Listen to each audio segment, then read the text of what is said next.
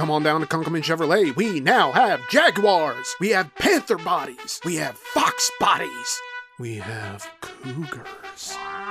Whether you just inherited a fat stack of California cabbage from a dearly departed relative, or you just got your first big boy job at your dad's paper refinery and need to show former classmates you're making career money at 19, let us talk you into something unreasonably fast for just $99,999.29.25. Any make, any model, it's all the exact same price at Kunkelman Chevrolet, Buick, GMC, Oldsmobile, Suzuki, Harley, Davidson. We have used cars, we have luxury cars, we have LS swapped power wheels, we have divorce. Infidelity is a choice, Rebecca, and you gave me no option but to choose it. Cure your loneliness with a weapons-grade dose of acceleration and treat the turnpike as your own personal Nürburgring. Because speeding tickets are more affordable than ever and the points just fall off like brisket from the bone. At least that's what our friend who took the LSAT tells us. Lose your right to federal assistance at Kunkelman Chevrolet, Buick, GMC, Tesla, Duesenberg, Pete Davidson. Come down to the only unregistered used car dealership with supercharged power and sales associates with names like Jason, Raymond, and Shane.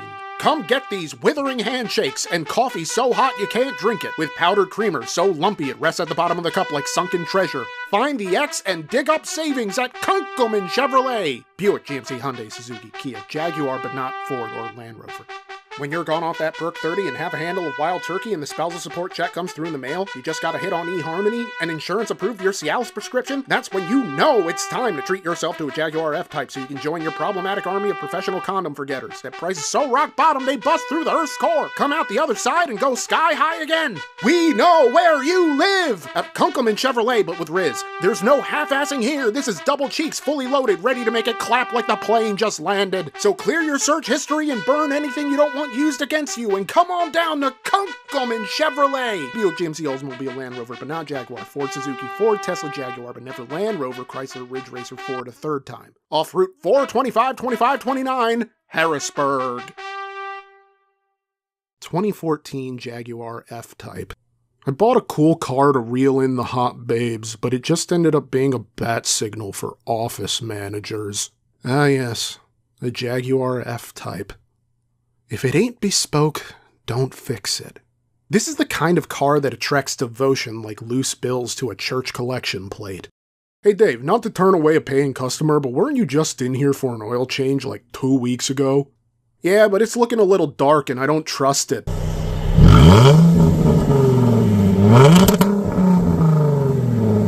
And look, there's a lot here worth worshipping, but my goal is to figure out if this is a case of style over substance, and if so, how much. And if it's not a boutique experience for a guy who unironically uses the term grind set while finding time to spend half his day golfing, then I've got a lot of reconsidering to do. So if you've been here before, welcome back.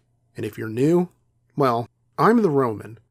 This is Race to the Bottom, a spin-off of regular car reviews. And today, I continue my search for the worst car in the world by driving a 2014 Jaguar F-Type.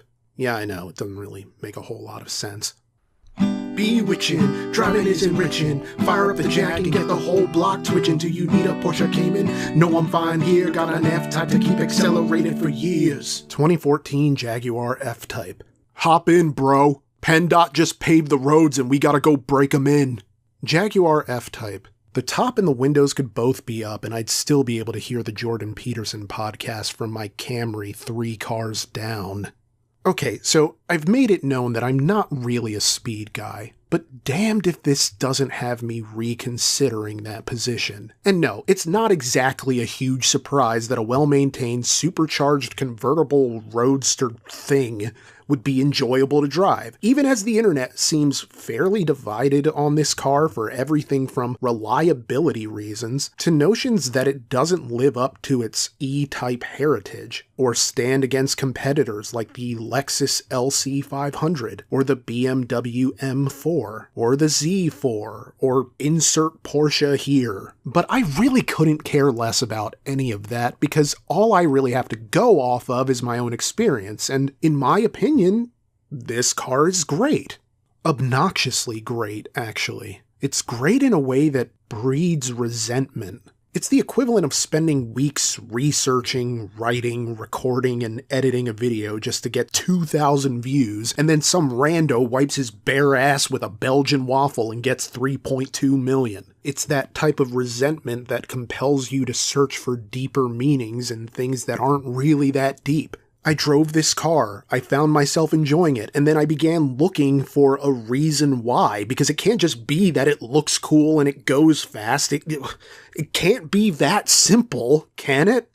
The engine here is the 3-liter supercharged Jaguar AJ126 V6, making 340 horsepower and 332 pound-feet of torque, and EPA estimates place fuel economy at 20 city, 28 highway, and 23 combined. You could daily this, but I don't know that it's necessarily a daily driver in any sort of traditional sense, because it doesn't really present as a year-round car, which is why it was so odd to find one up in this general area. I never see Jaguars on the road up here, around here, this general area. This is for top-down weather and long stretches of unbothered road mixed with winding pathways. This car wants you in those twisty corners every bit as much as it wants those highway pulls. This is a car with the attitude of a pet nagging to be fed after you've already fed them. You know, come on, man, let me go fast.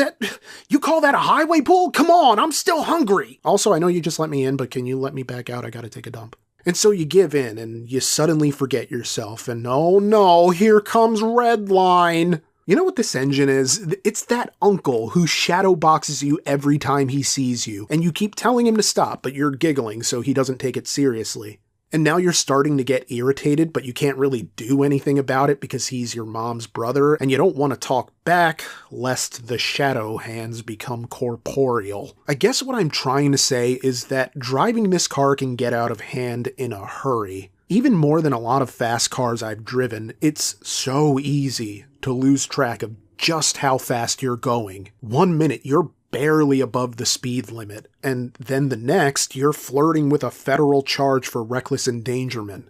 Now, from what I've read, this has an automatic speed limiter feature, so you can set a speed that cannot be exceeded, whether it's because you're loaning the car to some random jerk to review for his YouTube channel, or because you can't afford to get another speeding ticket, but you don't trust the connection between your brain and your lead foot to be strong enough to stop it from happening. It's a helpful feature to have, I would imagine, but it's also difficult to conceive of a Jaguar enthusiast ever actually using it for themselves. Really, it seems like the sort of thing you use to avoid waking the Tri-County area with the sounds of this car, you know, the motor, the exhaust, all of it.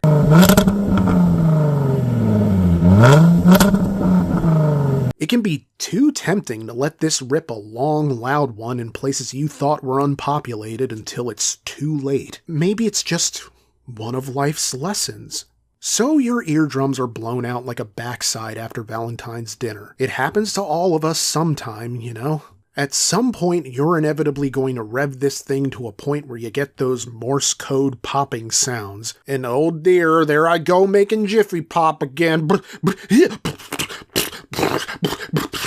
Okay, you know what a turbo sounds like, whatever. Alright, let's talk design. I like the power top. I like the pop-out door handles. I like the power mirrors. And absolutely none of it is revolutionary, of course. None of it matters, really. But it's all part of the package, you know, it's part of the presentation. I will say that the lack of storage room isn't exactly surprising, but even by my low standards, I'm kind of shocked by how tight of a squeeze this is for anything but groceries from the 10 items or less line. But make no mistake, whether it's the wheels or the paint or the amenities, or the fact that it's not covered in scratches and road salt, people will mistake this for something far more expensive than it already is. And these retailed at $70,000-ish, brand new. You're paying a huge premium for what you could arguably get for less money with something like a Porsche Cayman. Maybe not a lot less money, and, you know, if you're going into the dealership with Jaguar money, you probably aren't worried about the 5 or 10 grand difference, but I don't know, maybe you are. and I could see how a Porsche would be far more attractive than this if you're looking for all the same things in terms of speed, prestige, and appearances. Yet I would also argue that this feels perpetually nice, all while never coming across as something that's putting on airs to try and fit in with its European rivals. There's a weird outlaw character to this, like a backwater moonshiner who just hit the lottery, and now has to be tolerated in polite society. It feels European by way of Western carelessness. It's reckless refinement. Never mind that it's from an ostensibly British car maker that's now owned by an Indian car maker. It doesn't feel stodgy and inaccessible, and I'm sure there's a learning curve to getting the most out of this driving experience, but there's really nothing to learn to get one hell of a fun time out of it. It's like it's just telling you, hey dude, go fast. You know, who cares how tightly you take those corners? Who cares how graceful you look while you're doing it? Just drive and go long stretches without looking at yourself in the rearview mirror to confirm how cool you look with the wind combing through what's left of your hair. Let me, the Jaguar F-Type, let me burn a memory into that worm-ridden apple you call a brain. Welcome to the world, motherfucker. Don't get lost. But I will say, for as nice as this is externally, I don't really care for the interior. The seats are nice, but, well, maybe it's just my awkward proportions, but I never could find a natural position. I tried to sit as upright as possible, all proper posture and everything, yet it always felt like I was sat low, or too far from the wheel, or too cramped in, or, I can't imagine this would be ideal for anyone over, say, 6'1", and even that might be generous. I mean, it's not like you're necessarily driving this with your knees or anything, but I just don't imagine that it's going to be the most comfortable ride. And on the minor end of nitpicks, I didn't really love the dash and console either. I mean, it's fine. There's nothing really wrong with it. Again, it's more personal taste than anything. But it's just the little things, like how difficult the screen can be to read on a day like this with the top down and the sun out, or how harsh the interior trim can sometimes feel so that it's like you're always touching something stiff, like the first take at a bukkake. But all of this is kind of low on the list of issues on what's a pretty good car in every other respect. And you know, it should be, considering how long Jaguar spent trying to make some version of this car happen. The history here goes back further than its debut at the 2012 Paris Motor Show. In fact, the F-Type sort of goes back to 1980, as Jaguar set out to modernize the E-Type, only to throw in the towel at the turn of the decade, as we entered the 90s with no F-Type in sight. 5 years would pass, and the brain trust felt it might be time to try that F-Type again. But by this point, they didn't want it stealing the shine from the XJ90. So the can got kicked down the road another couple of years, at which point a concept was presented for something a little closer to what we would eventually get, with a 3-liter V6 and a sleeker body. But again, the car would hit a speed bump on the road to development, and this time it was tragedy that intervened, rather than the demands of business and profit.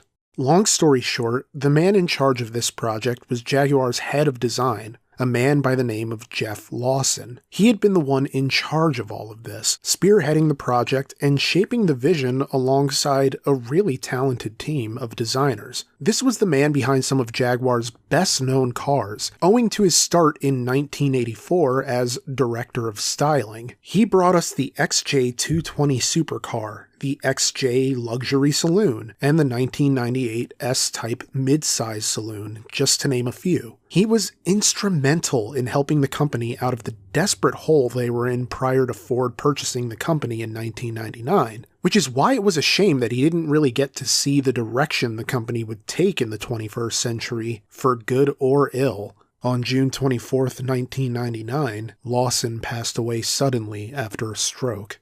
He was only 54 years old. And it was this tragic loss that prompted his successor, Ian Callum, to finish the concept for the F-Type and bring it to the 2000 Detroit Auto Show. People seemed excited about it, but it ended up getting shelved again after Callum realized, as he would tell TopGear.com in 2014, quote, that by the time it had gone through all its legal and feasibility requirements, it could look quite ordinary." End quote. And this is the case more often than you might think in the auto industry. My video on the complete history of the Corvette goes into excruciating detail on just how long various people within General Motors were trying to get a mid-engine Corvette made, and the forces working against that ever happening, until it finally did. Because a good product, or at least a product people desperately want to experience, will inevitably see the light of day in some fashion or another. And this was true of the F-Type, which went through one last permutation as the CX-16 concept in 2011, evoking memories of a 60s E-Type and boasting the kind of diminutive stature not seen since the XK-120.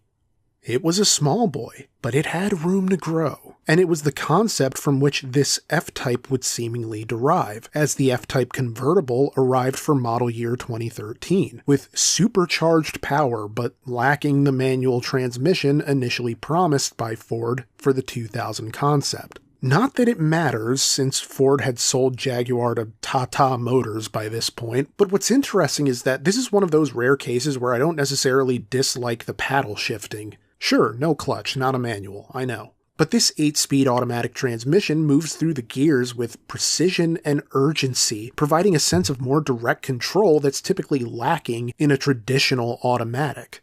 It simulates that manual feeling pretty well at times, and it pairs well with this engine. No, it's not the V8, but I would be somewhat surprised if the differences were vast enough to make anybody think less of what this actually does. And yet, for every amazing car in this world, there's some guy who's already sick of driving it. But there's also something grounding in that, right? Because you're reminded that a thing can just be a thing. It doesn't have to continuously live up to whatever you dreamed it to be in order to prove its worth. Because even the greatest car in the world becomes commonplace if you drive it for long enough. But it becomes commonplace in a way that's familiar, in a way that feels like home. And that's the beauty of cars and car ownership. So even while I may say I resented this car, I can't say that's how I still feel about it now. I mean, resentment is just an unmet expectation, right?